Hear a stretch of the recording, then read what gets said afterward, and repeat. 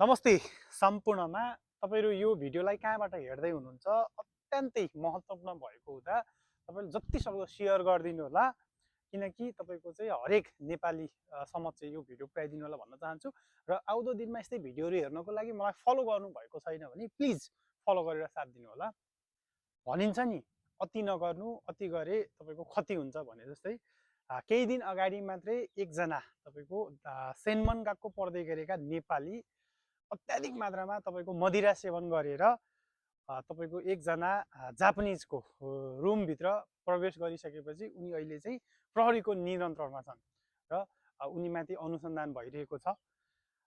तपाईको एउटा कुरा त तपाईले बुझ्नुपर्ने कुरा के हो भने तपाई हैन आफ्नो तपाईको फ्यामिली आफ्नो तपाईको चाहिँ देश छोडेर अर्काको देशमा के गर्न आउनु भएको त्यो कुरालाई एकदमै मनन गर्नुपर्ने हुन्छ। तपाईले मदिरा सेवन गर्नुस् नगर्ने भन्ने कुरो होइन, तर त्यसको पनि एउटा लिमिट हुन्छ हैन।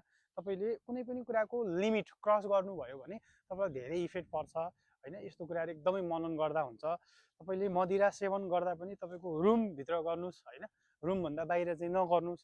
सकेसम्म त तपाईको मदिरा सेवन नगर्नुस् अनि यो राम्रो कुरा होइन, तर हामीले चाहिँ त्यसरी भन्न पनि मिल्दैन हैन। तपाईले मदिरा सेवन गरे पनि त्यसको पनि एउटा लिमिट हुन्छ, एउटा चाहिँ क्षेत्र हुन्छ हैन, एउटा एरिया हुन्छ। तपाईले कहाँ तपाईको चाहिँ मदिरा सेवन गर्दा तपाईलाई राम्रो हुन्छ हैन। यसरी तपाईको चाहिँ जहाँ पाए त्यही तपाईको मदिरा सेवन गरेर यसरी तपाईको चाहिँ प्रहरीको नियन्त्रणमा जानुभयो भने तपाईलाई एकदमै असर पर्न सक्छ। र यदि तपाई नेपालबाट जापान प्रवेश गर्दै हुनुहुन्छ भने तपाईले यो भिडियो हेर्न अति आवश्यक छ।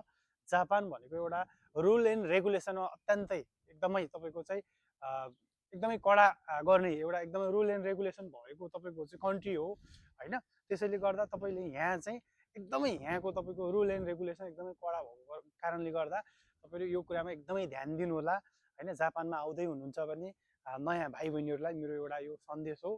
जापान भनेको एकदमै स्ट्रङ कन्ट्री हो। त्यसैले तपाईहरु जापानमा आउँदै हुनुहुन्छ भने तपाईको यस्तै हरेक किसिमका तपाईको रुल एन्ड रेगुलेसनहरु एकदमै फलो गर्नु होला भन्न चाहन्छु।